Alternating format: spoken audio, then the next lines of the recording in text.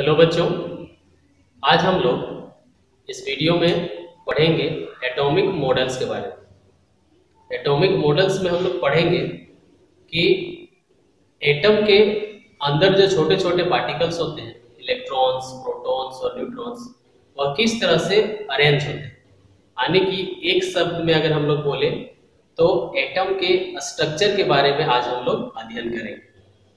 और एटम के स्ट्रक्चर को समझाने के लिए बहुत सारे वैज्ञानिकों ने प्रयास किया और अपने अपने एटॉमिक मॉडल्स के जरिए इलेक्ट्रॉन, प्रोटॉन और न्यूट्रॉन को अरेंजमेंट को समझाने में सफल भी रहे और कुछ वैज्ञानिक असफल भी रहे।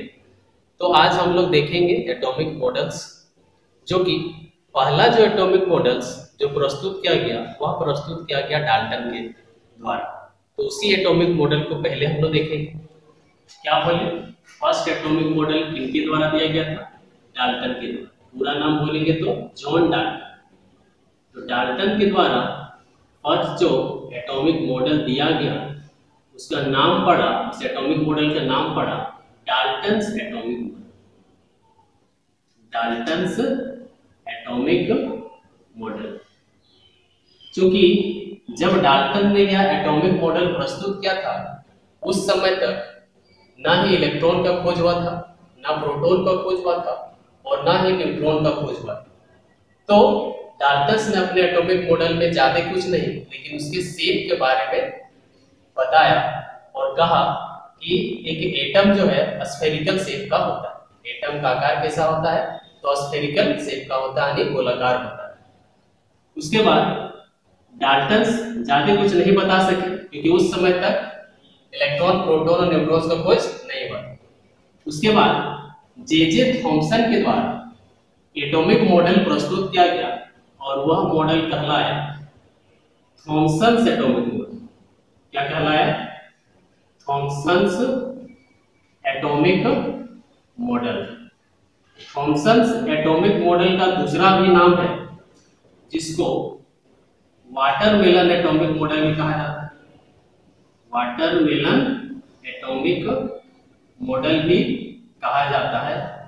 और एक नाम है इसको रेजिन यानी किसमिस pudding model. Resin pudding model के नाम से भी यह थॉमसन का एटॉमिक मॉडल जाना जाता है। अब इस एटॉमिक मॉडल में थॉमसन के द्वारा क्या क्या बताया गया समझते हैं। इस एटॉमिक मॉडल में थॉमसन ने एटम के स्ट्रक्चर को समझाने के लिए एक केक का सहारा लिया और एक तरबूज का सहारा, जैसे कि यहाँ पर लिखे हुए वाटरमेलन। इस थॉमसन ने क्या किया कि बताया कि एटम का जो शेप होता है वह तरबूज की भांति गोलाकार होता है, फर्स्ट पॉइंट। दूसरा पॉइंट बताया इन्होंने कि अगर हम लोग तरबूज को काटते हैं तो अंदर में हम लोग पाते हैं कि बीज जो होता है वह जहां तहां डिस्ट्रीब्यूटेड होते हैं।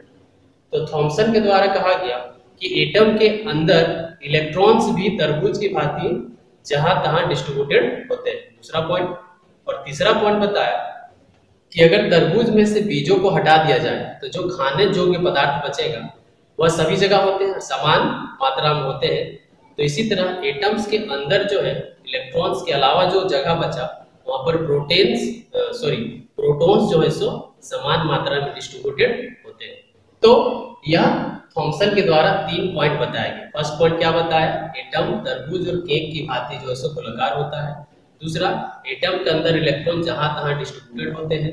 तीसरा, प्रोटॉन्स जो है एटम के अंदर समान मात्रा में डिस्ट्रीब्यूटेड होते हैं। यहाँ पर नाम लिखे हुए रेजिन पडिंग मॉडल। यह एक केक है जिसमें किशमिश जो है ऊपर से जहां तहां वितरित है।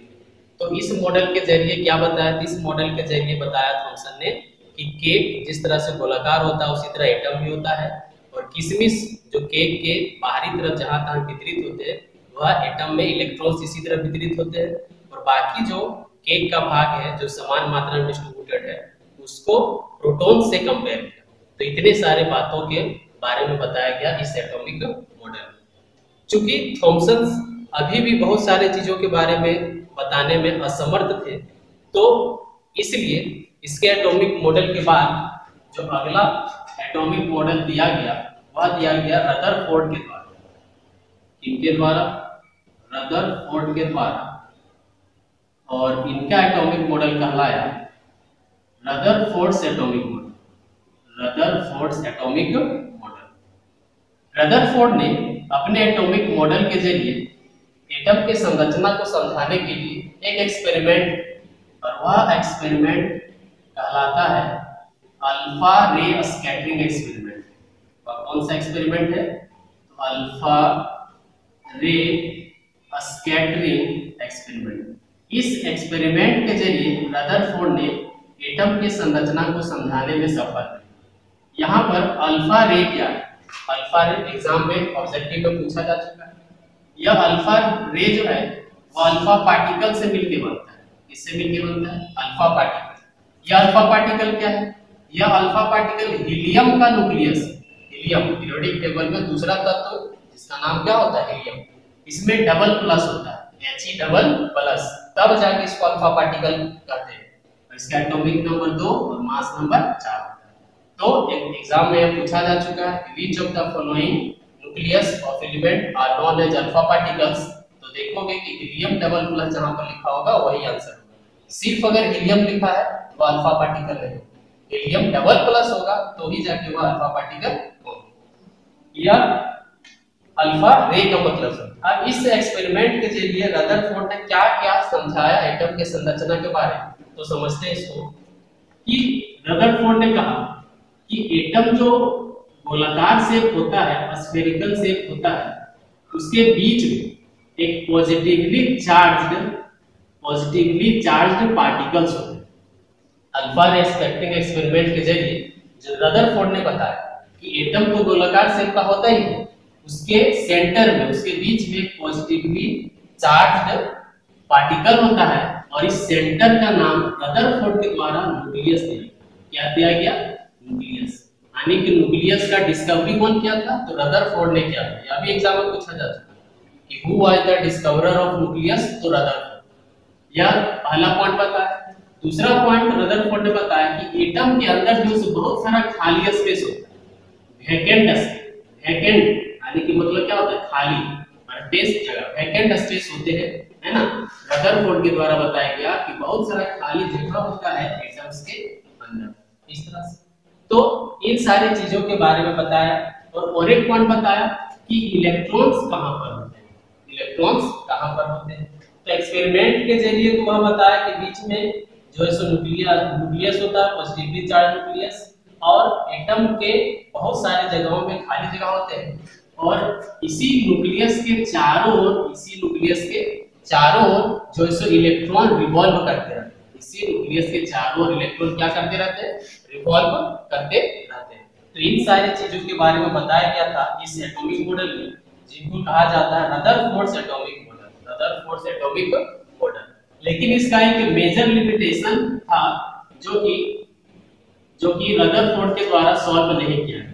मेजर लिमिटेशन, बहुत ही बड़ा वहां जो है सो लिमिटेशन रहा, जिसके कारण से यह एटॉमिक मॉडल ज्यादा कारगर साबित नहीं हुआ। वह लिमिटेशन कौन सा था? तो यह लिमिटेशन कुछ इस तरह से समझते हैं इसको। पहले हम लोग एक जनरल एग्जांपल समझते हैं लिमिटेशन। जनरल एग्जांपल क्या है? तो अगर हम बोले किसी लड़का को कि ग्राउंड जाओ और 2 चक्कर लगा के, यानी कि अप्रोक्सीमेटली मान लो, अप्रोक्स में हम लोग ले लेते हैं कि 2 किलोमीटर चक्कर लगाना है ना। तो 2 किलोमीटर हम लोग दौड़ेंगे तो क्या एनर्जी लॉस होगा कि नहीं? एनर्जी लॉस होगा, पसीना निकलेगा तो एनर्जी तो लॉस होगा। तो हम लोग दौड़ते रहेंगे तो कंटिन्यूअसली तो हम लोग थक जाएंगे। फिर अगर हम लोग भोजन करें तो फिर से एनर्जी आएगा, तो फिर से हम लोग कंटिन्यूअसली दौड़ सकते हैं। कहने का मतलब क्या हुआ कि अगर हम लोग वर्क करते हैं तो एनर्जी लॉस होता है। इसी कॉन्सेप्ट पर इनका लिमिटेशन क्या है? जिस तरह से कहा गया कि एटम के बीच में सेंटर में न्यूक्लियस होता है जो पॉजिटिव चार्ज होता है, और इलेक्ट्रॉन जो है इसके चारों ओर घूमते रहता है। इलेक्ट्रॉन जो है इस न्यूक्लियस के चारों ओर घूमते रहता है। तो इलेक्ट्रॉन घूमते रहता है मतलब क्या? यह मोशन में। इलेक्ट्रॉन जो घूमते रहता है इसका मतलब क्या है? यह मोशन में यानी कि दौड़ रहा है। जिस तरह से हम लोग बोलते हैं कि अगर हम लोग दौड़े 2 किलोमीटर 4 किलोमीटर मोशन में रहते हैं तो थक जाते हैं, एनर्जी लॉस होता है। तो यह भी इलेक्ट्रॉन जब बोला गया कि न्यूक्लियस के चारों ओर घूमते रहता है, मोशन में रहता है, तो मोशन में रहता है तो एनर्जी लॉस होगा। अब अगर एनर्जी लॉस होगा इसका मतलब इलेक्ट्रॉन धीरे धीरे न्यूक्लियस के करीब आ जाएगा, इलेक्ट्रॉन धीरे धीरे न्यूक्लियस से क्या आ जाएगा, करीब आ जाएगा। तो इतना एक समय ऐसा आएगा कि इलेक्ट्रॉन की एनर्जी जीरो हो जाएगा और इलेक्ट्रॉन जो है कहां पर आ जाएगा, इस न्यूक्लियस में आ जाएगा। तो अगर इलेक्ट्रॉन न्यूक्लियस में आ जाए तो वह एटम क्या हो जाएगा, विस्फोट हो जाएगा, टूट जाएगा वह एटम। तो जब एटम ही टूट गया, और हम लोग जानते हैं कि हमारे पृथ्वी में जितने सारी चीजें, पूरे ब्रह्मांड में जितने सारी चीजें, उसका जो बेसिक पार्टिकल है वह क्या है, एटम। जब एटम ही नहीं रहा, सॉरी इलेक्ट्रॉन प्रोटॉन ही नहीं रहा, तो एटम नहीं बनेगा, और एटम नहीं बनेगा तो कोई पदार्थ नहीं बनेगा। अब कोई पदार्थ नहीं बनेगा मतलब पृथ्वी नहीं रहे, ब्रह्मांड ही नहीं रहे। तो यह इसलिए मैंने कहा कि यह जो है सो मेजर लिमिटेशन जो कि नहीं समझा सके। ओके, तो इन लिमिटेशन को, इस लिमिटेशन को बताने के लिए, इस लिमिटेशन को बताने के लिए सही तरीका से कहने का मतलब कि एटम के अस्थिरता के बारे में रदरफोर्ड नहीं बता सके कि एटम अनस्टेबल है। तो एटम अस्थिर कब हो सकता है, जब वह इलेक्ट्रॉन न्यूक्लियस में नहीं गिरेगा। तो जब इलेक्ट्रॉन न्यूक्लियस में नहीं गिरेगा तो कब नहीं गिरेगा, उसका क्या कारण रहेगा कि नहीं गिरेगा। तो इन सब चीजों के बारे में रदरफोर्ड नहीं बता सके। तो नहीं बता सके तो यह मेजर लिमिटेशन रहा। और इस लिमिटेशन को अच्छे तरीके से बताने के लिए, यानी कि एटम के स्टेबिलिटी के बारे में बताने के लिए जो अगला मॉडल दिया गया वह दिया गया नील्स बोर के द्वारा। किसके द्वारा दिया गया, नील्स बोर के द्वारा। और वह एटॉमिक मॉडल कहलाया Bohr's atomic model. Bohr's atomic model के नाम से वह जाना गया। किनके द्वारा दिया गया था, तो नील्स बोर के द्वारा। किनके द्वारा दिया गया था, नील्स बोर के द्वारा गया था। कब दिया गया था, 1913 ईस्वी में जो है सो इस एटॉमिक मॉडल को दिया गया नील्स बोर के द्वारा। और हम लोग को यही एटॉमिक मॉडल पढ़ना है। इसीलिए अभी तक हम जितने एटॉमिक मॉडल्स के बारे में बताएं उसमें हम सेंटेंस में लिखे नहीं, सिर्फ जो है सो बताते गए कि क्या क्या बताएं, क्योंकि हम लोगों को इस एटॉमिक मॉडल के बारे में पढ़ना है।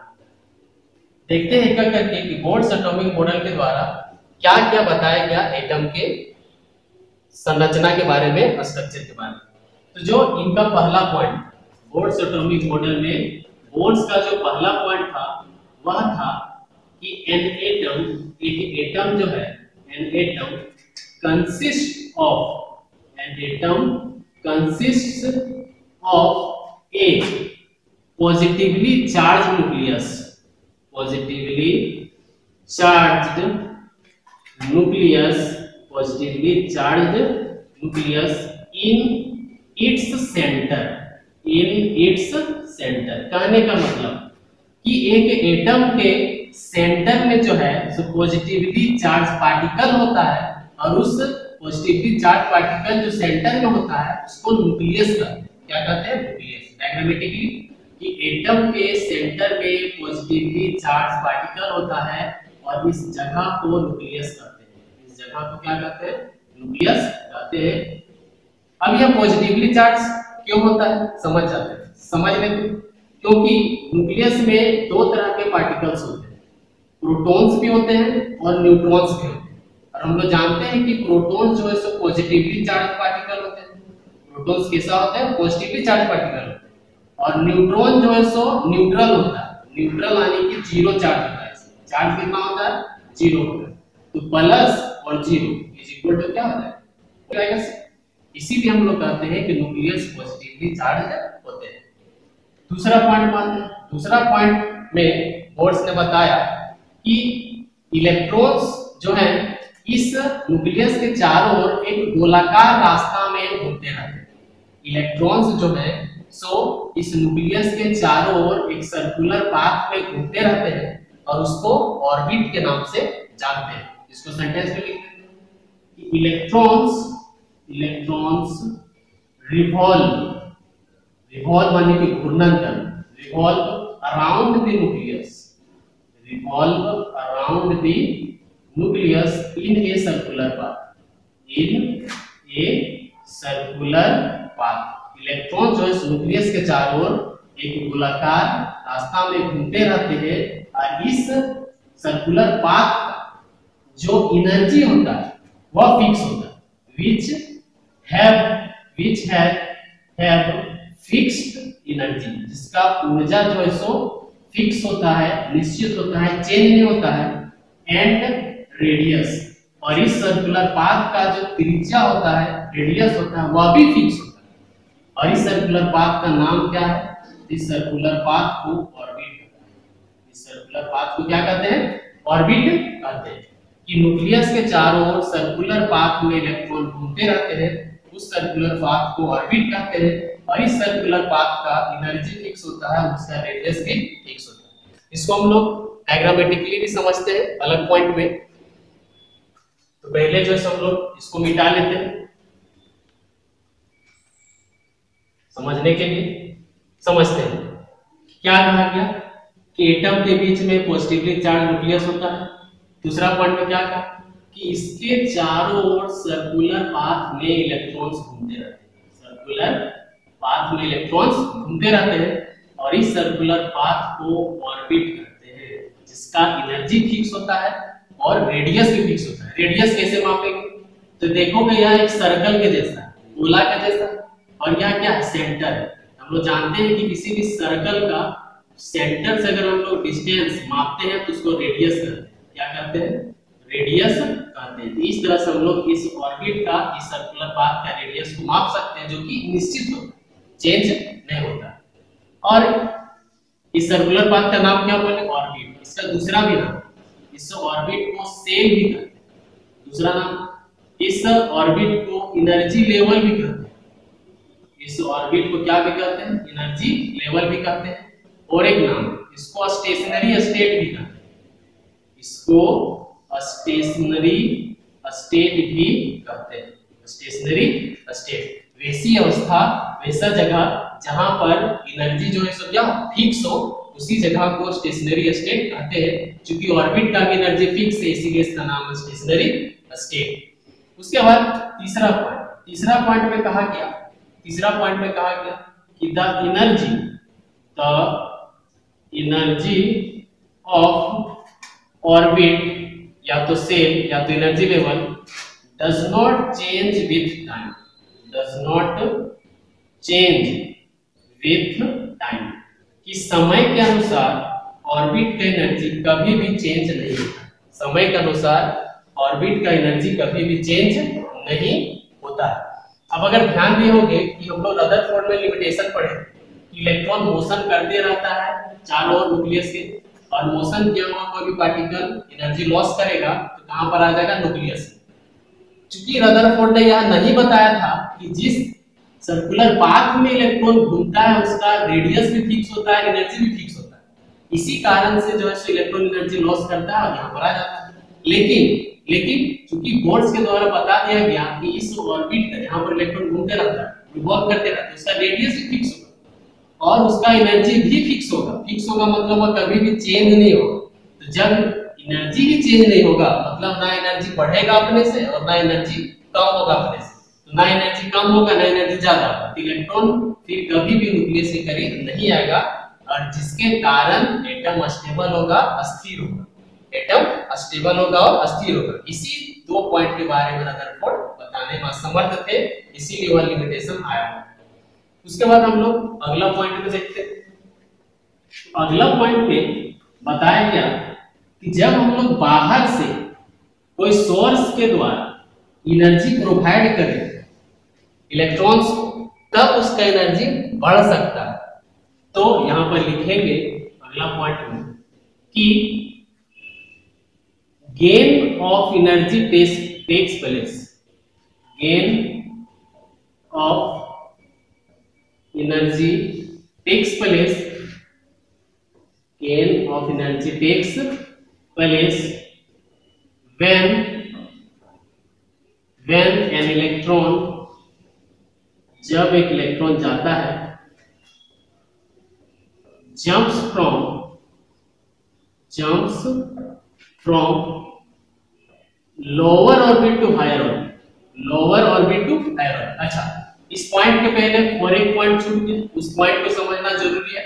इस पॉइंट को समझने के लिए क्या है वो पॉइंट कि न्यूक्लियस के चारों ओर जो अभी हमने बोला कि यह गोलाकार रास्ता सर्कुलर पाथ, इसमें इलेक्ट्रॉन घूमते रहता है जिसको ऑर्बिट कहते हैं, वह एक ही सर्कुलर पाथ नहीं होता, वह एक ही एनर्जी लेवल नहीं होता, वो बहुत सारे एनर्जी लेवल होते हैं, यानी कि बहुत सारे ऑर्बिट्स होते हैं किसी भी एटम के न्यूक्लियस के चारों ओर। और इसको जो हम लोग रिप्रेजेंट करते हैं वह फर्स्ट को K से, दूसरा को L से, इसी तरह तीसरा को M से, फोर्थ को N से, इसी तरह डॉट डॉट डॉट एक्सेट्रा, है ना, इसी तरह। और इसको नंबर के द्वारा भी डिनोट कर सकते हैं, फर्स्ट ऑर्बिट को 1 से, सेकंड से, थर्ड ऑर्बिट 4 ऑर्बिट, इसी तरह से एक्सेट्रा। इस तरह से जो है लोग डिनोट करते हैं बहुत सारे ऑर्बिट के संख्या को, बहुत सारे एनर्जी लेवल, स्टेशनरी स्टेट या तो सेल्स को, है ना। तो यही पॉइंट यहाँ पर जो छूटा हुआ था, यहाँ पर लिख सकते हैं कि the different energy level, the different energy levels of an atom are represented as, इस तरह से दर्शाते हैं, represented as, इस तरह से दर्शाया जाता है। अब आते हैं हम लोग अगला पॉइंट जो भी बात कर रहे हैं, gain of energy takes place, energy absorb करता है कब, gain of energy takes place when, जब an electron, जब एक इलेक्ट्रॉन जंप करता है अपने जगह से, jumps from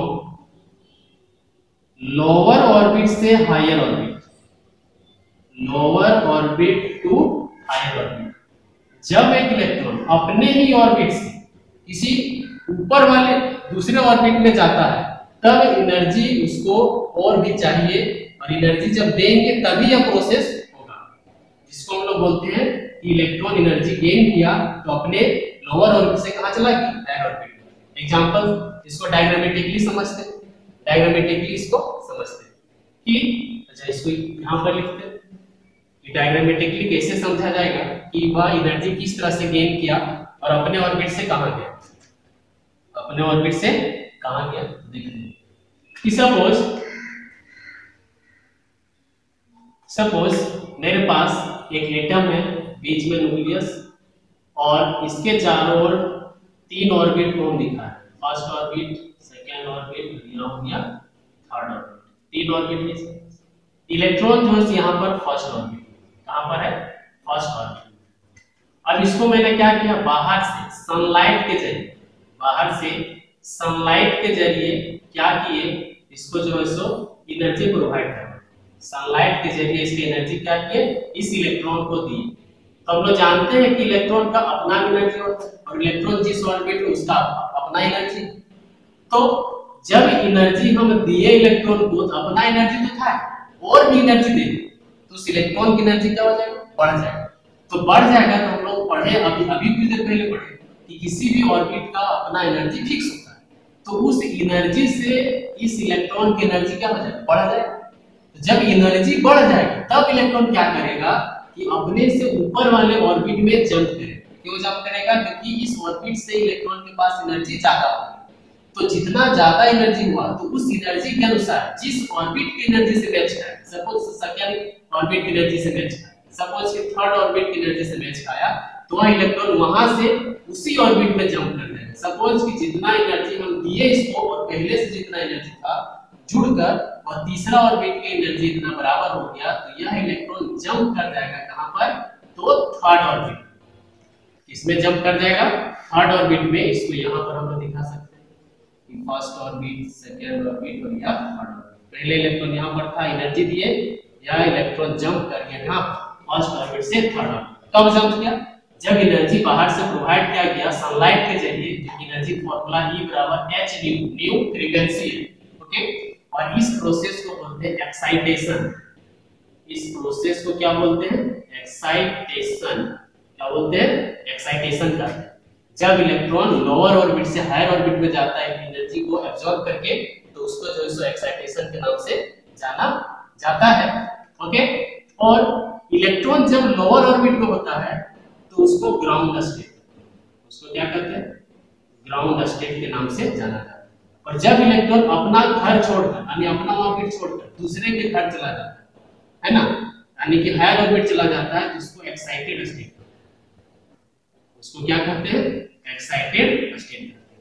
चूंकि यह इलेक्ट्रॉन दूसरे के घर में, सपोज कि कोई लड़का नानी घर चले तो वह कितना दिन रहेगा, 1 महीना 2 महीना, जिंदगी भर तो नहीं गुजार सकता, यानी कि वह जगह उसके लिए क्या अस्थिर है ना, कुछ समय के लिए है। इसीलिए एक्साइटेड स्टेट जो क्या होता है, अनस्टेबल होता है।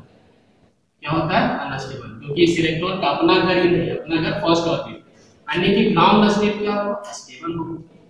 अब चूंकि बात कर चुके कि यह जो है सो एक्साइटेड स्टेट में जब तक है, जब तक अपर वाला ऑर्बिट में है, तब तक यह अनस्टेबल है। तो अस्थिर होने के लिए यह इलेक्ट्रॉन क्या करता है, पुनः अस्थिर होने के लिए यह इलेक्ट्रॉन पुनः कहां पर आ जाता है, फर्स्ट ऑर्बिट में आता है। अस्थिर होने के लिए यह इलेक्ट्रॉन क्या होता है, पुनः फर्स्ट ऑर्बिट में आता है, और इस प्रोसेस को कहते हैं डी एक्साइटेशन। इस प्रोसेस को क्या कर सकते हैं, डी एक्साइटेशन, यानी एक्साइटेशन का जस्ट अपोजिट। इसमें क्या होता है, तो एक चीज ध्यान दोगे, जब एनर्जी ज्यादा था तब ऊपर गया, एनर्जी जितना वो ज्यादा था वह एनर्जी जब लॉस करेगा तब ना फिर नीचे आएगा। जब तक एनर्जी ज्यादा रहेगा तब तक ऊपर में रहेगा, जैसे एनर्जी कम हुआ तो पुनः जहां पर था वहीं पर आ जाएगा। तो इस केस में क्या होगा, एनर्जी लॉस होगा। इस केस में क्या होगा, एनर्जी लॉस होगा। और एक्साइटेशन के केस में क्या होता था, तो एनर्जी गेन होता था। एनर्जी क्या होता था, गेन होता था। तो 2 पॉइंट है। तो फर्स्ट अभी हम लोग इस पॉइंट में देखें कि एनर्जी गेन होता है, जिसको लिखे हुए थे, और यहाँ पर देखें दोनों होता है। एनर्जी जब बाहर से देंगे तो लोअर ऑर्बिट से जाएगा एक्साइटेड स्टेट में, यानी कि ग्राउंड स्टेट से जाएगा एक्साइटेड स्टेट में, एनर्जी गेन होगा। क्योंकि यह अवस्था अनस्टेबल होता है, बहुत ज्यादा देर तक नहीं रह सकता है, जिसके कारण स्टेबल होने के लिए फिर से अपना घर आएगा। उस प्रोसेस को डी एक्साइटेशन कहते हैं, जिसमें एनर्जी क्या होता है, लॉस होता है। उसी को पॉइंट हम लोग लिखेंगे कि loss of energy takes place, loss of energy takes place when an electron, जब एक electron jumps from higher orbit to lower orbit, higher orbit to lower orbit. जब एक इलेक्ट्रॉन जंप करता है एक्साइटेड स्टेट से ग्राउंड स्टेट, यानी कि higher orbit से लोअर ऑर्बिट, तब एनर्जी क्या करता है, लॉस करता है। क्या हो गया। उसके बाद एक आखिरी पॉइंट इस एटॉमिक मॉडल का, वह क्या है कि चूंकि हम लोग देख रहे हैं कि इलेक्ट्रॉन जो है सो कहां घूम रहा है, ऑर्बिट, और ऑर्बिट कैसा है, सर्कल के जैसा है, सर्कल के जैसा है। तो जब सर्कल में कोई पार्टिकल रिवॉल्व करते हैं तो उसके कारण जो है सो एंगुलर मोमेंटम उत्पन्न करते हैं, जिसको हिंदी से कोणीय संवेग भी कहते हैं। एंगुलर मोमेंटम उत्पन्न करता है। यह एंगुलर मोमेंटम होता क्या है, तो यह एंगुलर मोमेंटम प्रोडक्ट होता है मास का, वेलोसिटी का और रेडियस का। Okay, mass of electron, velocity of orbit और रेडियस ऑफ ऑर्बिट, यह तीनों का प्रोडक्ट को कहते हैं एंगुलर मोमेंटम। और यह बराबर होता है, यह बराबर होता है किसके, यह बराबर होता है hall number multiple. Hall number को हम लोग n से इंडिकेट करते हैं, और यह किसका मल्टीपल होता है, h/2π। यह मल्टीपल होता है h/2π। यहाँ पर n क्या है, यहाँ पर n इंडिकेट कर रहा है number of orbit, number of orbit को, जो कि होना चाहिए किसमें, हॉल नंबर में होना चाहिए। किसमें होना चाहिए, हॉल नंबर में होना चाहिए, क्योंकि ऑर्बिट 0.5 थोड़ी हो सकता है, 1 हो सकता है, 2 हो सकता है, 3 हो सकता है। इसीलिए कि एंगुलर मोमेंटम उत्पन्न करता है जो होता है m p r का प्रोडक्ट, और बराबर होता है n मल्टीपल ऑफ h/2π। अब यहाँ पर समझते हैं कि h क्या है, h है, h यहाँ पर क्या इंडिकेट कर रहा है, यहाँ पर जो है सो h जो है, यहाँ पर एक h जो है, वेयर h क्या है, तो h है प्लांक्स कांस्टेंट। प्लांक्स साइंटिस्ट का नाम, प्लांक्स के द्वारा दिया गया था। आगे चलकर हम लोग पढ़ेंगे प्लांक्स थ्योरी भी, उसमें देखेंगे। h प्लांक्स कांस्टेंट है, और यह बराबर होता है 6.626 into 10 to the power -34 joule second, joule second. और इसका हम लोग दूसरे यूनिट में 6.26 into 10 to the power -34 joule पर हर्ट्ज, पर हर्ट्ज। तीसरा दूसरा यूनिट में 6.62 into 10 to the power -27 अर्ग सेकंड, अर्ग सेकंड। तो यह था h का वैल्यू। तो हम लोगों ने आज देखा बोर्ड्स एटॉमिक मॉडल जो कि हम लोगों को पढ़ा, इसे देखें तो सब एटॉमिक मॉडल कौन कौन से एटॉमिक मॉडल एटम के संरचना को समझाने के लिए दिया गया, लेकिन हम लोगों को जो पढ़ना था बोर्ड्स एटॉमिक मॉडल उसी को हम लोग जो है डिस्क्राइब किए पूरा और पॉइंट के जरिए हम लोगों ने देखा। ठीक है।